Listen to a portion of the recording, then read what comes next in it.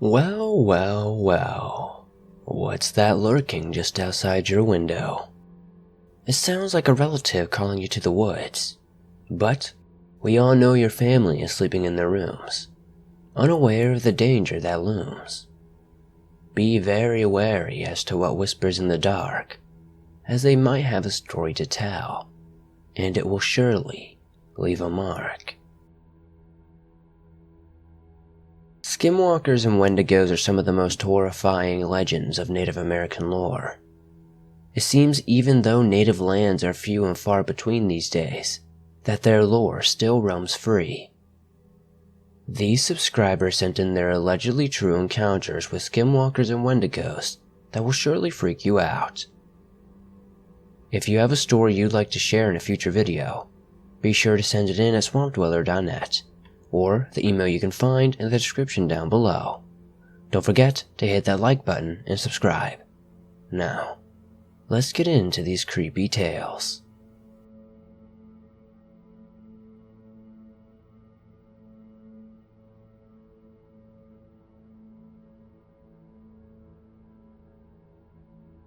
Last week, 3 of my friends and I decided to go camping at a friend's property.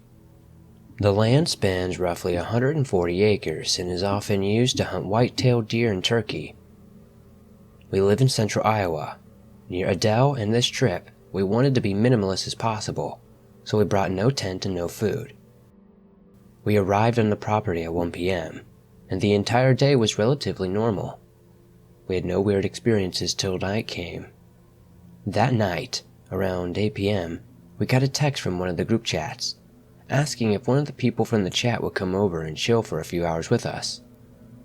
Always enjoying more company, we were just like, sure, on the condition that he picked up some canned beans as we hadn't killed anything throughout the day. I got a call at 8:56 saying this dude had arrived at our GPS location.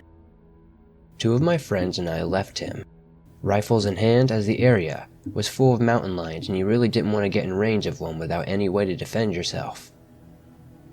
The trip over was mostly chill, other than a large set of eye shine, but it could have easily been a deer. On the way back, however, was strange. There was the sound of a conversation in the distance, then laughter, followed by a loud scream. We froze at first. Then the guy we picked up mentioned sound travels far at night, and we all relaxed, agreeing before continuing forward. A 5th guy joined us eventually, but it was bogus because he wasn't going to be able to join us until like 10 at night, and then wound up getting a flat tire. After getting him back to camp at like 11:30, I crashed, sick of going back and forth. This is where my part of the story ends, and the rest is from what my friends experienced. After crashing, the dude who blew his tire before and one of my friends went on a night expedition. While exploring the deer hunting trails, they got lost and wound up in a swamp-like area. After getting swarmed by some bugs, they made it to a creek with about 40 to 50 feet of limestone wall.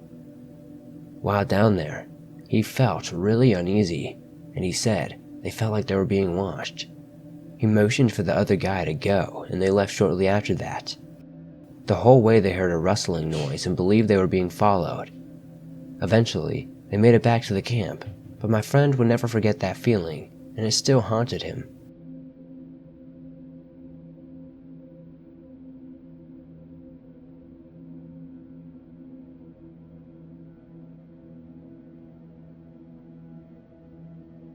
Back when I was 14 or 15, I was a hardcore stoner who was also very adept in hiding this fact from my parents. One night, my friends we'll call E and S were smoking under S's deck. We'd only smoked a quarter or so of the bowl when Ellie freaked the hell out. Slowly, she pointed out to the field ahead of us. Taking a moment for my eyes to adjust, I soon saw a figure moving across the field. The figure had a human-like appearance but looked starved, horribly disfigured, and super white. After moving S over so he could see it, he jumped back in shock. E pulled a knife from her belt as we were all soon overcome by the nauseating smell of rotten meat and rust. Soon after, we headed back inside as quickly and quietly as possible, leaving everything behind as we did. After shutting off the lights in the room, we soon heard a sound that was very similar to a coyote call. It was just off enough that we knew it wasn't a coyote. We were in Colorado at the time of these events, and while it doesn't have a large Native American population, E was of Navajo descent. To this day, we aren't entirely sure what we saw in the fields that night. We all have a differing opinion. E said it was a Skinwalker, I said it was a fleshgate, and S thought it was a rake. We haven't talked about these events since, save for asking E to help us find a medicine man. I later researched fleshgates, Skinwalkers, and the rake, and after reading up more on them, the description of what we saw in the field doesn't match these three things. It was somewhat proportionate, but was much smaller, probably 5 foot tall. It moved really slowly and was completely bald. We never got a good visual of its hands as it was on all fours and in pretty tall grass. I'm not sure what we saw that night, but it's something I'll never forget. Is there a height requirement to Skinwalkers, or do you think it's something else?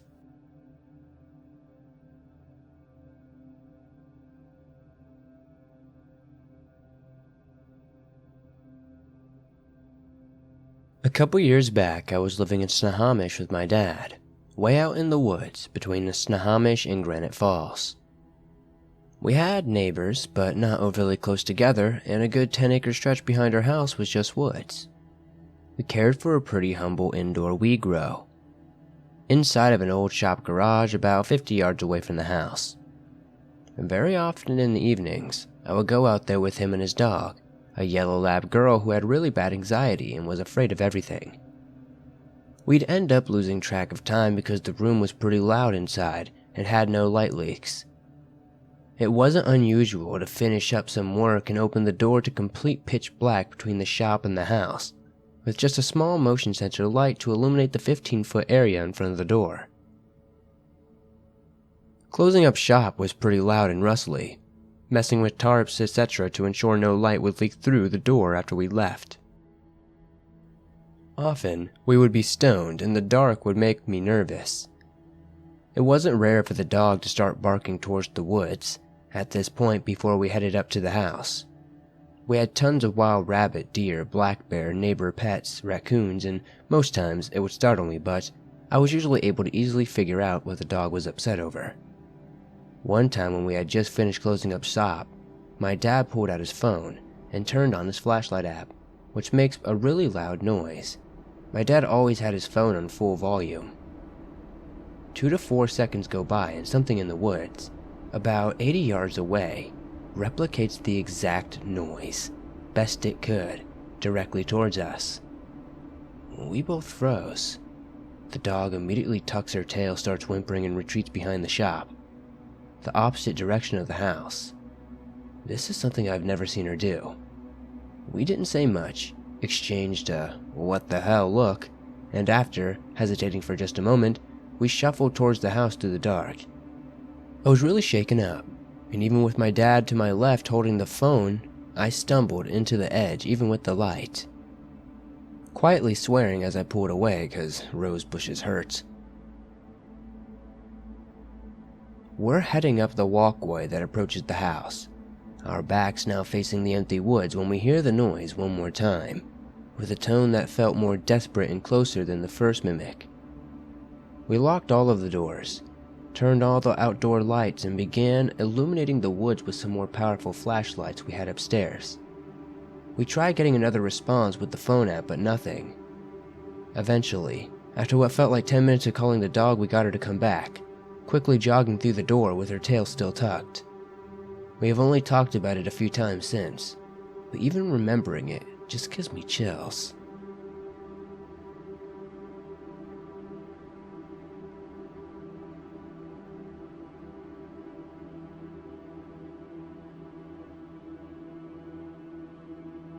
When I was in 6th grade, I went camping with my youth group in Virginia.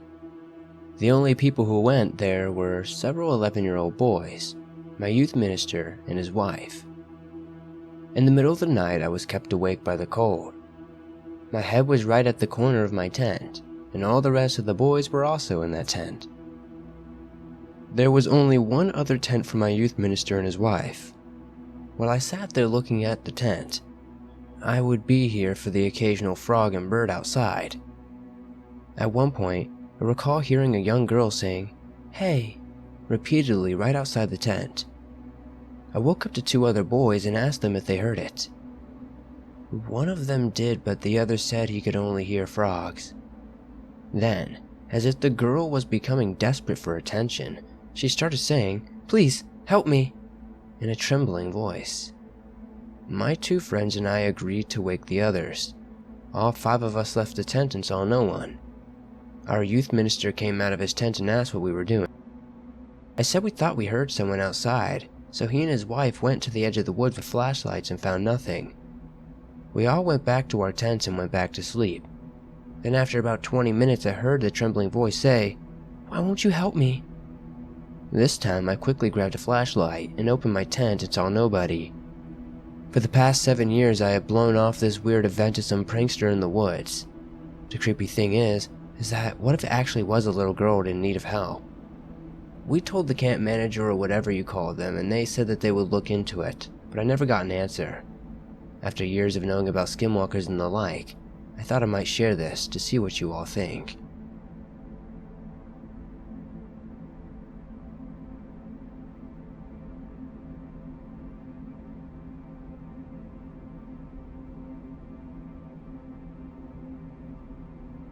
For context, I have lived in the middle of the forest in southern British Columbia, Canada for my whole life, and only recently have I noticed some strange things occurring. I am wondering if it's due to all the forest fires we have had in the last few years.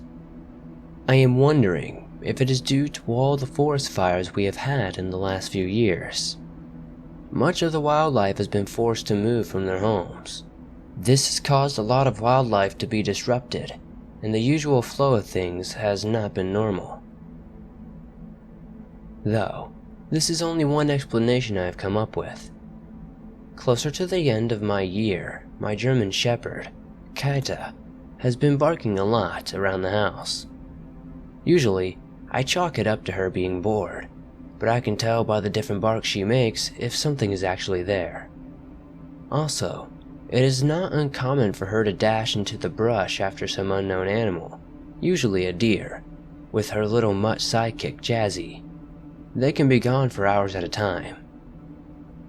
Anyway, I wake up one October night to hear the strangest sound coming from outside my window. I live on the second floor of my house, with the deck right below me. The sound was so close that at first, I was scared something was in my room. As I got out of my bed, I realized whatever it was had to be directly below me outside. It had to have been right up against our house, which was pretty ballsy for a wild animal, considering the smell of our dogs and as us humans should be everywhere. It sounded like a sort of howl, though it was no howl either of my dogs have ever made or were able to make. It was very low and almost sounded sad, but a bit like a rumbling growl, as if whatever it was lazily but persistently just breathing out the sound. No way was this my dog, and it sounded unlike any coyote or wolf I had ever heard. Because I had lived out here so long, and often enjoy camping in the woods, I have heard countless wolf and coyote sounds. I am usually able to differentiate. Also, it is extremely unlikely that it is a neighbor's dog, for no neighbor's dogs dare come near our house because of our old wolf dog would fight them off. Then, the thought occurred to me that my dogs were not barking. They should be going mad right now. Considering there was something so close, the only conclusion that it must be Kaita, since sometimes she will bark when she wants inside. But something had to be very wrong with her. I go downstairs and I open my front door before calling out for her to come inside. The sound stopped in its place. I hear claws on the deck, booking it over in the other direction. It is too dark for me to see anything, and my window was on the other side of the house. I hear my dog barking in the trees in a completely different direction. She must have been off on a deer-infested adventure while this happened. So, what was howling under my window? My sister came downstairs to ask me what I was doing. When I told her about the sound, she said she had heard it too, but only a little bit as she was waking up, and she would not have remembered it. Not like I had anyway. What's even scarier is the fact that our front door was broken at the time, so whatever it was could have simply pushed its way in. Let me guys know what you think. I'm grateful for any insight you guys may have.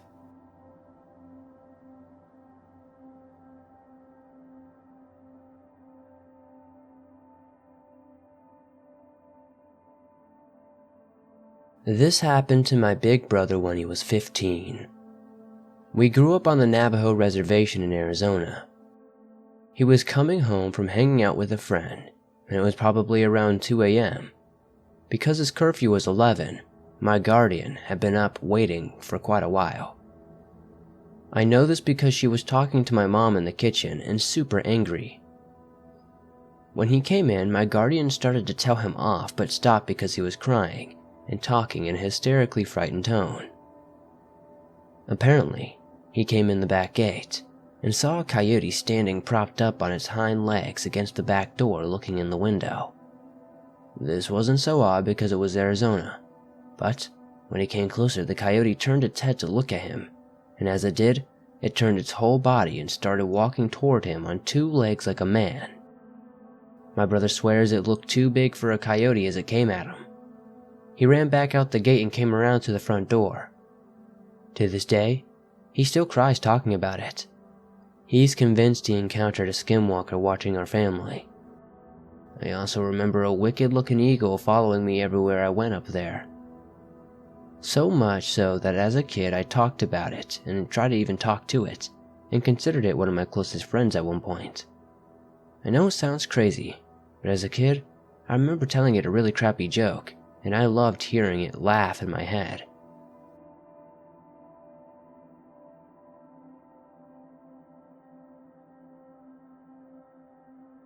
I dated a Navajo guy for 3.5 years when I was in college.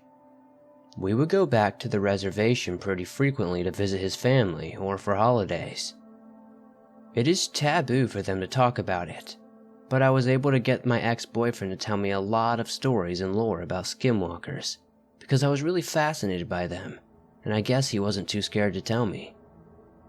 Every person in his family had their own skinwalker experiences, and they were normal, honest people. It's not something they would make up, so I 100% believe skinwalkers exist. I possibly had experiences, like hearing footsteps on the roof and thinking I heard chanting coming from outside the window. But I guess so much time has passed there's room for doubt in my mind now. The one definite experience I had, which I'm still the only person who didn't definitively see the skinwalker. My ex-boyfriend and his family were driving on the road between their houses and the city in a kind of convoy, pretty late at night. Car 1 was my boyfriend and me. Car 2 was my boyfriend's sister and her kids. Car 3 was my boyfriend's younger brother. Car 2, the sister calls and says to pull over because there's something running alongside her car. All 3 vehicles pull over on the side of the road. She's frightened because she looked outside her window and there was a skinwalker running beside her. But the kids didn't see it. The younger brother saw it too because he was behind them. We're all standing overlooking a small valley in a very little coverage. My boyfriend and his younger brother pull out their guns and decide to shoot if they see anything. They just wanted to shoot around, I guess, to try to scare whatever it was as well. When they shoot, something in the valley does take off running, but it's too far for me to tell what it is. That's as close as I ever got to seeing one. I always kept my eyes peeled when we were driving on the back roads on the reservation. It's been so long, like 7 or 8 years, something like that now, since I've ever heard anyone else's stories, that I feel like my stories don't really do them justice.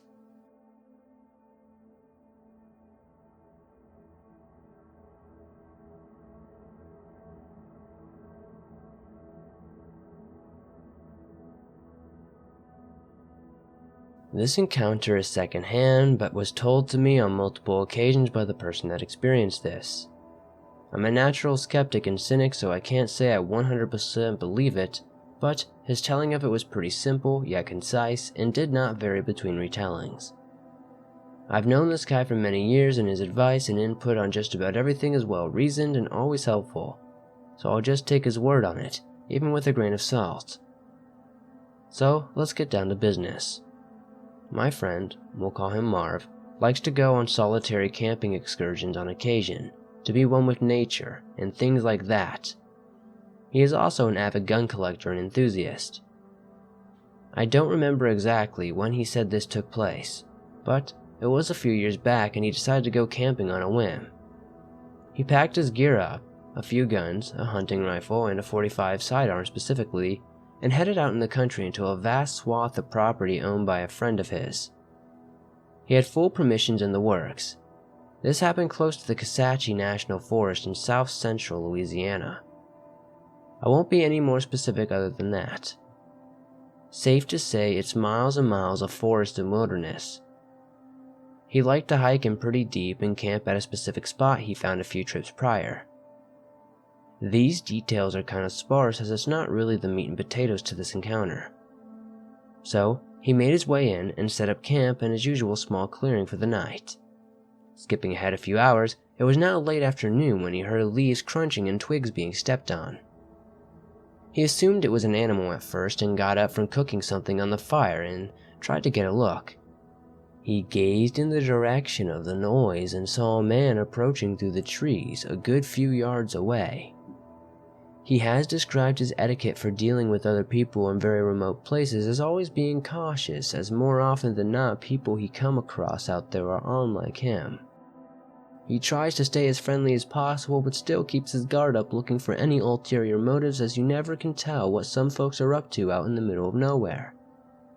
He'll make chit-chat with them, find out generally what they're up to if he can, and occasionally share a meal, etc.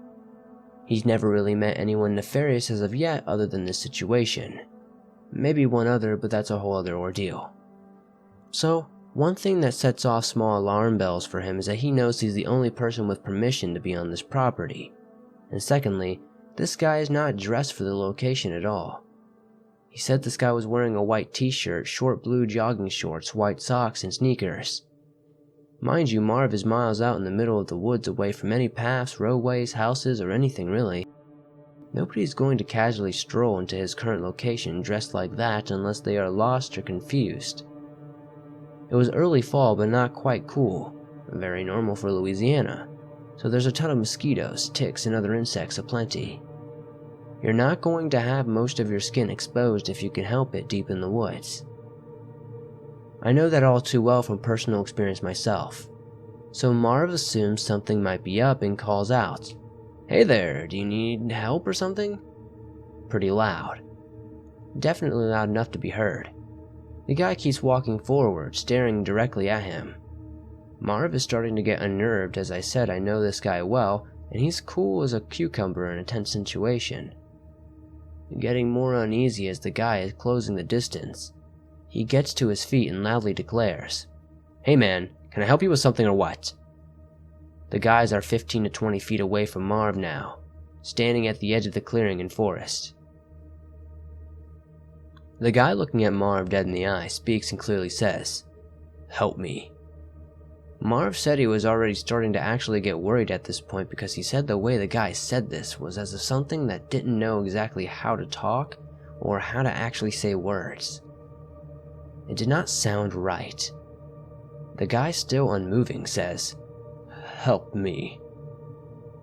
Again, slightly more empathetic, but not really right. It was awful. It was weird. Marv said this is when he picked up on what was truly wrong about this. He said the timbre of the voice was more female and actually sounded like a recording being played back, and that the guy's lip and mouth movements weren't matching up with the phrase. It was like he was just opening his mouth, emitting the phrase, and closing it again. Marv asked, "What do you need help with?" Not daring to back up or move whatsoever. The guy, still standing motionless as well, still looking directly at him, said, "Help me," again, and repeated the phrase another 3 times slowly but not louder in volume.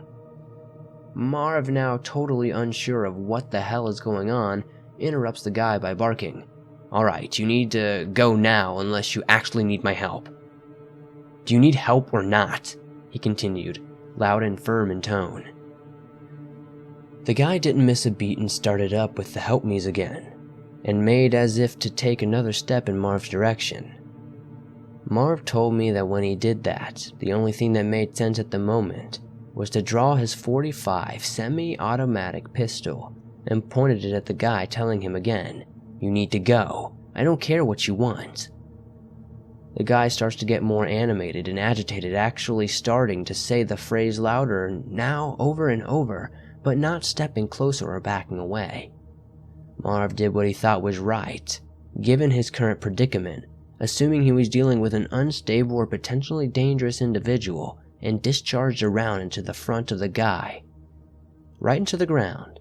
Not to hit him, but just to scare him. Now, this is where it goes fully batshit crazy. As the guy stops uttering the phrase and goes silent, and still staring at Marv, full-on backflips or somersaults, like gymnasts do, backward into the woods and immediately out of sight. Yes, you read that right. Now, I know what you're thinking, because I had and still have the same reaction. That sounds like bullshit for me, but Marv gave no indication of falsehood, and told me this multiple times, each time in dead, serious demeanor. Yet, Marv said the guy backflipped away effortlessly as if he pulled back by an unseen tension coil. He described it as completely humanly unnatural and totally out of place. The guy had just appeared and repeated the same phrase over and over, eventually becoming almost frantic before Marv shot at the ground before him, causing it to flee or whatever this thing was. Marv said he stood there focused on the forest where the guy flipped into and saw and heard no further movement. It was like the guy had never even been there. He stayed like this as the sun began to set and the normal night noises crept in. As I mentioned before, Marv is a pretty unshakable fellow and actually stayed in the area for the night, and the next night before returning with no further incident. When he had told me and some other friends about this, of course, we asked many questions. We asked him to elaborate on the guy's speech sounds. He said the more he thought about it, the incident, the more it was definitely a female's voice coming from the guy. It was like he or it had heard someone say this and mimicked it like a parrot or a talking bird would. Almost like a lure. He doesn't know what it wanted. He or it, yes, it definitely qualifies as an it, didn't give any indication to follow or utter anything else. He or it reacted immediately to the gunshot, and you know what followed from there. He's been back to the property since with no other strange occurrences. The only other minute detail that I could think of is that he did remember hearing during the early morning of the first night what sounded like a gunshot off in the distance, and it did sound eerily similar to his .45. He thought he may have heard it again on the hike back out. There are people that hunt in the area, and of course it could have just been that. He couldn't be sure. Since this incident and one other he had in a completely different location, he did some online research of the whole Kisatchie area and found many legends, stories, and supposed encounters dealing with skinwalkers and other unnerving bits of Native American folklore in the area, not to mention mimics and other similar supposed creatures like Wendigos. A lot of his encounter lines up with these tales.